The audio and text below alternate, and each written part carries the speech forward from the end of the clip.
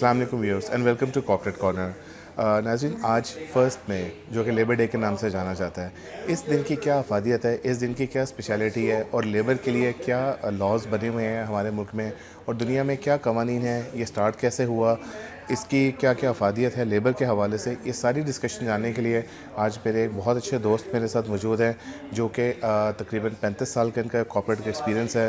He himself is a lawyer, labour laws को भी deal करते हैं और कॉर्पोरेट का भी माशाल्लाह काफ़ी अच्छा एक्सपीरियंस है इनका। सो अभी हम वेलकम करते हैं अकरम साहब को और इनसे चल के जानते हैं कि आज के दिन की क्या इसका मेन मकसद क्या है, क्या अफादियत है और लेबर लॉस एक्चुअली है क्या। तो लेट्स वेलकम अकरम साहब विद अस। अस्सलाम वालेकुम अकरम जी साहब, क्या हाल है आपका, कैसे हैं आप? मैं बिल्कुल ठीक ठाक। अकरम साहब, आपको लेबर डे की बहुत बहुत मुबारक हो। जी अकरम साहब, थोड़ा सा हमारे व्यूअर्स को बताइएगा कि लेबर डे की एक्चुअल कॉन्सेप्ट है क्या इसका। एक्चुअली मैं ज़रा शुरू में थोड़ा सा आपको करेक्ट कर दूं कि लेबर डे की मुबारक नहीं दी जा सकती, नहीं होती लेबर डे की। लेबर डे जो है ना वो एक एफर्ट का नाम है, एक सेक्रिफिकेशन का नाम है, एक उनके लिए जो कि लेबर की राइट के लिए जो उस वक्त जो लेबर ने डिमांड्स की थी कि जो हमारे प्रोटेक्टेड राइट हैं हमें दिए जाएं, तो उस पे जो है जब वहाँ की उस वक्त की गवर्नमेंट ने उस वक्त के वहाँ पे जो हुक्मरान थे, उस वक्त के जो आका थे, उन्होंने उन पे जुल्म किया कि वो अपने डिमांड्स क्यों मांग रहे हैं। क्योंकि आप देखें कि हमेशा से जब से ये इंसान ये मखलूक बनी है, अल्लाह ताला ने बनाई है, तो जो इंसान का एक हाकम और महकूम का जो है एक रिश्ता कायम है बेशक कि यहाँ पे या मास्टर होता है या सर्वेंट होता था, जो पहले जो कंसेप्ट था। तो शुरू से ये मास्टर सर्वेंट रिलेशनशिप पे ये जो है ये दुनिया में ये जो है निज़ाम चल रहा था। जब जैसे जैसे अवेयरनेस आती गई लोगों को जो कि एज ए सर्वेंट काम कर रहे थे, तो उन्हें ये रियलाइजेशन शुरू हुई कि हम अगर सर्वेंट हैं तो हमारे भी तो कोई प्रोटेक्टेड राइट होने चाहिए।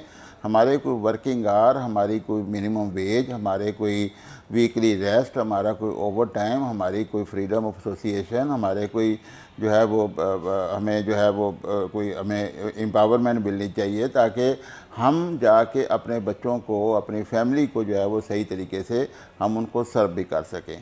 क्योंकि आज से अगर आप 200 साल पहले देखें तो दुनिया में कोई वर्किंग आवर का कंसेप्ट नहीं था। अगर कोई लॉ बने भी थे तो वो सारे मास्टर ने लॉ बनाए थे, जो उस वक्त के जो एम्प्लॉयर थे या उस वक्त के जो आका थे, और उन्होंने अपनी मर्ज़ी के लॉ बनाए थे। उस वक्त क्या होता था कि 16-16 घंटे लोगों से काम लिया जाता था, उनसे पूरी मुशक्क़त ली जाती, उनको कोई छुट्टी नहीं दी जाती थी। अच्छा। उनकी जो है वो कोई उनको ओवर टाइम, कोई उनकी वेजेस लेवल फिक्स नहीं होता था।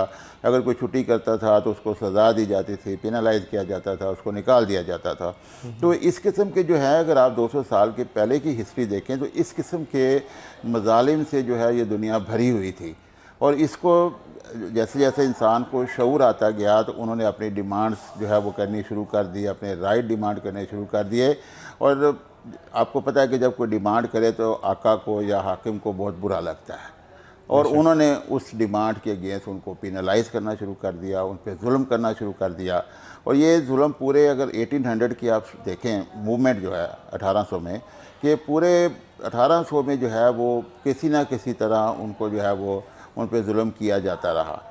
तो जब एक बहुत बड़ा एक शिकागो में 1 मई 1800 जो है 1886-87 में एक बहुत बड़ा इज्तिमा हुआ जो वर्कर्स का, उस वक्त के जो लेबर थी, और उन्होंने बहुत उस बड़े इज्तिमा में ये जो है अपनी उस वक्त की हुकूमत को, उस वक्त के लोगों, अपने जो आकाओं को ये मैसेज दिया कि हमें हमारे राइट मिलने चाहिए। उस बहुत बड़े इज्तिमा पे जो कि उन लोगों का था जो अपने राइट के लिए किया गया था, उन पे जो है वो फिर बहुत बड़ा जुल्म किया गया, उन पे फायरिंग की गई, उनको मारा गया, उनको शहीद किया गया, और बहुत सारे सैकड़ों में जो है वो लोग जो हैं वो वहाँ पे शहीद हो गए।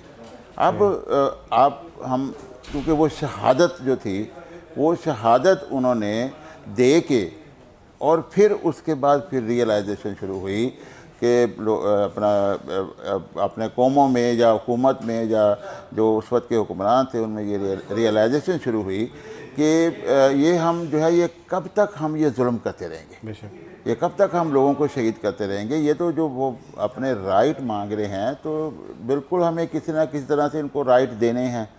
तो फिर प्रोटेक्टेड राइट पे जब एक रियलाइजेशन का दौर शुरू हुआ और पूरी जो उस वक्त दुनिया में जो ममालिक थे, उन्होंने कहा कि उन्होंने ये रियलाइज़ किया कि जब तक आप सोशल जस्टिस नहीं करेंगे, जब तक आप लोगों को उनके प्रोटेक्टेड राइट नहीं देंगे, उस वक्त तक दुनिया में अमन और पीस नहीं हो सकता, उसमें दुनिया में कोई डेवलपमेंट नहीं हो सकती, कोई लोगों में जो है वो शऊर नहीं आ सकता।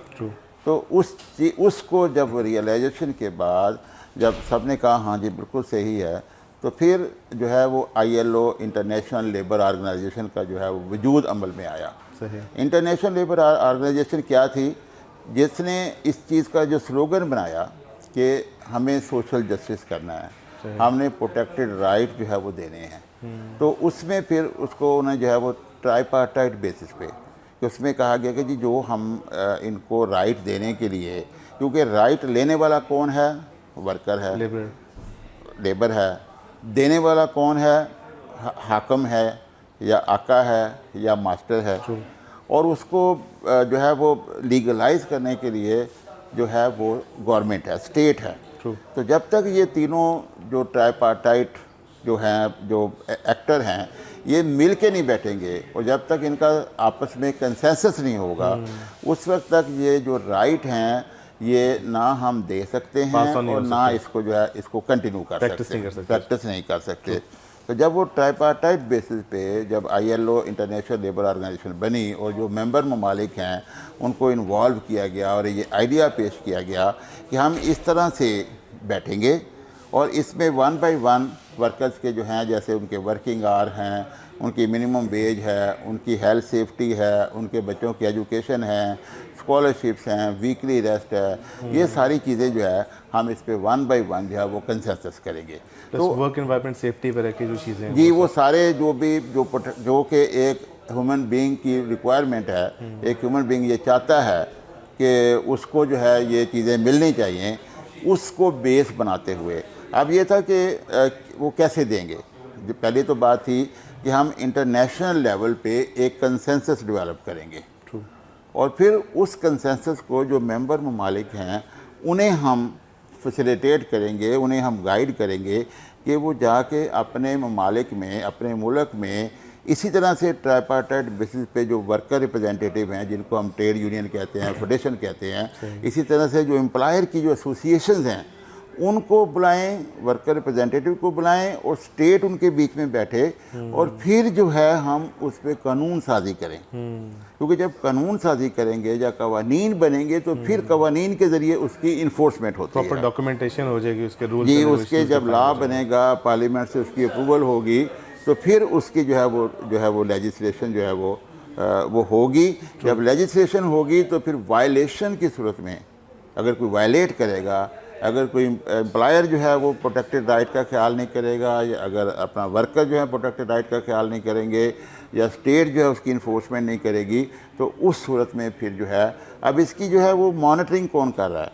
अब जो लॉज बने हैं ये सारे on the basis of the ILO convention, ILO recommendation. जब वो ILO रिकमेंडेशन के तहत लॉ बनाए, फिर ILO उसका फॉलो अप सिस्टम भी है कि ILO में हर 6 महीने के बाद एम्प्लॉयर रिप्रेजेंटेटिव, वर्कर रिप्रेजेंटेटिव को बुलाया जाता है और उनसे फॉलो अप लिया जाता है कि क्या जो हमने आपको एक ILO कन्वेंशन दिया था उसके हिसाब से जो आप लोगों ने कानून साजी की है, क्या वो कानून साजी सही है।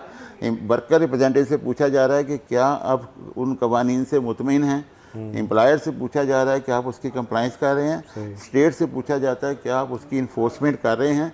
तो ये जो लेबर कवानीन की जब हम बात करते हैं, जो लेबर राइट की बात करते हैं, तो ये एक बड़ा सिस्टमेटिक तरीके से पूरी दुनिया में जो है ये कवानीन जो है इस तरह से इनको इस्टेब्लिश किया गया है, इनको इस तरह से पब्लिश किया गया है, इनकी इस तरह से कंप्लाइंस होती है। अब जब ILO आपको गाइड कर रहा है, नीचे आपके जो मेंबर ममालिक हैं वो उनके बेसिस पर कवानीन बना रहे हैं और फिर उस कंट्री में उन कवानीन के बेसिस पर जो वर्कर्स हैं, जिसको हम लेबर कहते हैं, उनको प्रोटेक्टेड राइट उनके मिलते हैं। अब जैसे मैं मिसाल देता हूँ कि मिनिमम वेज है। अब जब मिनिमम वेज का लॉ क्या है कि मिनिमम वेज क्या है, कि इतनी वेज एक वर्कर को मिलनी चाहिए जिससे वो अपनी उसकी जो फैमिली है उसके साथ वो सर्वाइव कर सके। अब जब मिनिमम वेज कितनी होनी चाहिए, ये मिनिमम वेज डिसाइड करने का काम गवर्नमेंट का नहीं है। मिनिमम वेज का बाकायदा बोर्ड बना हुआ है। अच्छा। और मिनिमम वेज बोर्ड में worker representative, minimum wage board में एम्प्लॉयर रिप्रेजेंटेटिव और मिनिमम वेज बोर्ड में स्टेट गवर्नमेंट, ये बैठ के स्टेट सजेस्ट करती है सही कि जी हमारा ख्याल ये मिनिमम वेज इतनी होनी चाहिए। जितने भी स्टेक होल्डर्स हैं वो सारे म्यूचुअल डिसीजन करते हैं। हाँ, स्टेट सजेस्ट करती है, एम्प्लॉयर से पूछा जाता है कि क्या आप इतनी वेज दे सकते हैं, सही। वर्कर से पूछा जाता है क्या आपका इस वेज पे गुजारा हो जाएगा। अब उसमें बाकायदा डिबेट होती है।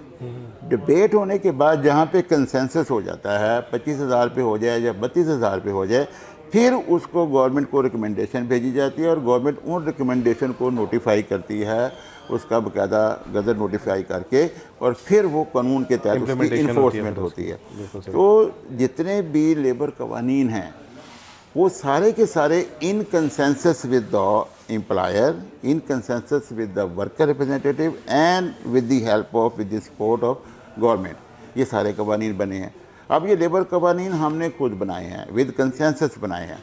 तो अब इसलिए होना तो ये चाहिए था कि इस पे किसी का कोई ऑब्जेक्शन नहीं होना चाहिए था, इसकी इन्फोर्समेंट पे, इसकी कंप्लाइंस पे, क्योंकि हमने खुद कहा है, हम खुद एग्री किया, हमने खुद एग्री किया है हमारा जो कि वर्क प्लेस कैसा होना चाहिए, हमारे टर्म ऑफ एम्प्लॉयमेंट कैसे होने चाहिए, हमारा हेल्थ सेफ्टी का क्या होना चाहिए, सोशल सिक्योरिटी क्या होनी चाहिए, EOBI क्या होना चाहिए, वर्कर वेलफेयर बोर्ड है, वर्कर वेलफेयर फंड है, ये सारे जो इदारे हैं ये कैसे होने चाहिए, ये सारा हमने इन कंसेंसस जो है वो इस्टेब्लिश किया हुआ है। सिर्फ बात होती है कि उसकी कंप्लाइंस, उसकी इन्फोर्समेंट। अब एम्प्लॉयर जो है, बहुत सारे मेरे जो अपने एक्सपीरियंस में, मैंने तो 35-40 ईयर कारपेट में गुजारे हैं, कि बहुत सारे एम्प्लॉयर को हम सही पिक्चर जो है वो पेश ही नहीं करते। एम्प्लॉयर को हम नहीं बताते कि ये जो प्रोटेक्टेड राइट हैं, अगर हम इसको देंगे, ये लेबर लॉ की जो कंप्लाइंस है, ये अगर हम करेंगे तो इससे क्या बेनिफिट होगा, इससे इंडस्ट्री को क्या बेनिफिट होगा। इसी तरह से जो वर्कर्स हैं, वर्कर जो हैं वो, उनको भी प्रॉपर कोई ऐसे ट्रेनिंग इंस्टीट्यूट नहीं है जहाँ से उनको ये बताया जा सके कि जी आपने ट्रेड यूनियन बनानी है तो उसके लिए क्या आपको जो है उसके लिए क्या कुछ करना होता है, कैसे आपने करना है, आपके ट्रेड यूनियन के बेसिक क्या फंक्शंस क्या हैं, लोगों को अपने राइट्स के नहीं पता। हाँ, बेसिक फंक्शंस क्या हैं, एम्प्लॉयर से क्या डिमांड करनी है, कैसे डिमांड करनी है, कैसे कलेक्टिव बार्गेनिंग करनी है, उनको इतनी अवेयरनेस नहीं है, जिस वजह से वो बैलेंस कैम नहीं हो रहा। एम्प्लॉयर को अपने उसको गाइडेंस नहीं मिल रही प्रॉपर तरीके से, जो गवर्नमेंट डिपार्टमेंट है या लेबर डिपार्टमेंट है वो जाके वहाँ पे उनको एम्प्लॉयर को गाइडेंस नहीं देता, जिससे एम्प्लॉयर जो है वो एक खौफ का शिकार है। एम्प्लॉयर ये समझता है कि अगर ट्रेड यूनियन बन गई तो शायद ये मेरे ऊपर जो है ये कोई थ्रेट समझता है, थ्रेट बनाएगा, प्रेशर बनाएगा, एक मेरे ऊपर एक नई जो है वो अथॉरिटी बन जाएगी, जबकि ऐसा नहीं है। कोई ट्रेड यूनियन एम्प्लॉयर को ऑर्डर नहीं कर सकती, कोई ट्रेड यूनियन एम्प्लॉयर को थ्रेट नहीं कर सकती, कोई ट्रेड यूनियन एम्प्लॉयर के साथ मिसबिहेव नहीं कर सकती। ट्रेड यूनियन आपसे रिक्वेस्ट कर सकती है, आपसे डिमांड कर सकती है, और लॉ ये कहता है कि अगर ट्रेड यूनियन डिमांड करती है तो आप उनको बिठा के उनके साथ नेगोशिएशन करें। क्योंकि जब आप डिमांड करेंगे, आप उन्हें कहेंगे बैठो बैठो भाई बैठो बैठो, मैं कहता हूँ कि आप इस डिमांड के अगेंस्ट हम आपको ये दे देते हैं, ये आपको दे देते हैं ताकि आपका कुछ ना कुछ हिस्सा जो चलता रहे। लेकिन हम ये समझते हैं जो उसने डिमांड किया, अब वो बस नहीं करेंगे तो हमारी फैक्ट्री को आग लगा देंगे, नहीं करेंगे तो वो जुल्म का, ऐसी कोई बात नहीं है। प्लीज़ इसको अंडरस्टैंड करें कि आपने एडजस्ट करना है, आपने उसको जो है ना उसको एक्सेप्ट करना है। जब तक आप इन कवानीन को एक्सेप्ट नहीं करेंगे, अब जो बहुत दुनिया में पूरे वर्ल्ड में, अब जब से हम ग्लोबलाइजेशन की तरफ आए हैं, ग्लोबलाइजेशन के बाद क्या हुआ कि अब सारे जो ह्यूमन राइट्स हैं, सारा फोकस ही ह्यूमन राइट्स पे आ गया।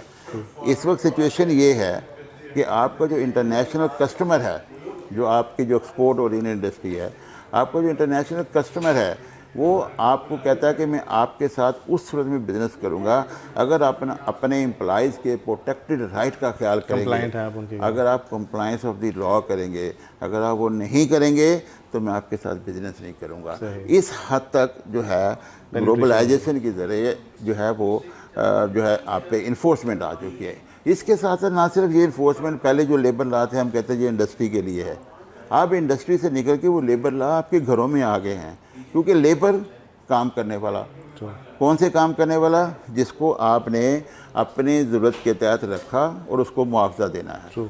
जब आपने उसको ज़रूरत के तहत रखा और उसको मुआवजा देना है तो वो आपको उसको प्रोटेक्टेड राइट देने पड़ेंगे उसके हिसाब से, ठीक है। तो वो जो आपके घरों में काम करने वाली मेट्स हैं वो आपने अगर अपनी ज़रूरत के तहत रखा है, तो अब जो डोमेस्टिक वर्कर का लॉ आ गया है या होम बेस वर्कर का लॉ आ गया, आपको अब लॉ ये कहता है कि अगर आपने डोमेस्टिक वर्कर को रखना है, आपने उसके वर्किंग आवर भी उसके पूरे वो ही रखने हैं लॉ के हिसाब से, उसकी मिनिमम वेज भी देनी है, उसको वीकली रेस्ट भी देना है, उसको मेडिकल फैसिलिटी भी देनी है, फैसिलिटी भी देनी है और उसकी हेल्थ सेफ्टी का भी ख्याल रखना है। यानी वो सारी चीज़ें अब ये समझें कि वो लेबर लॉ अब इंडस्ट्री तक महदूद नहीं रहे। सही, वो लेबर लॉ अब आप खुद अपने घर के एज एन एम्प्लॉयर हैं। अब आपने एम्प्लॉयर सिर्फ इंडस्ट्री में ऑफिस में बैठ के नहीं काम करना, अब आप अपने घर में बैठेंगे तो आप एज एन एम्प्लॉयर डिसाइड करेंगे कि मेरे घर में ये 2 मेट्स या 3 मेट्स या ड्राइवर या खानसामा ये जो है, क्या मैं उसकी इन अकॉर्डेंस विद लॉ इनको ये प्रोटेक्शन दे रहा हूँ, कंप्लाइंस कर रहा हूँ कि नहीं कर रहा। तो अब जब ये लेवल, ये ज़रा तो ब्रेक सही, अच्छा, ये हमें जो है ना ये इस चीज़ को ज़रा इंश्योर करना है कि जब इस हद तक आपका बिज़नेस जो है वो लिंक हो गया है ह्यूमन राइट से, कि अगर आप कंप्लायंस ऑफ द लॉ करेंगे तो आप बिज़नेस एक्सपोर्ट कर सकेंगे। आपका जो घर का जो माहौल है वो ह्यूमन राइट से लिंक हो गया कि अगर आप अपने घर में बैठ के ह्यूमन राइट का ख्याल करेंगे तो आपको एक वैल्यू मिलेगी।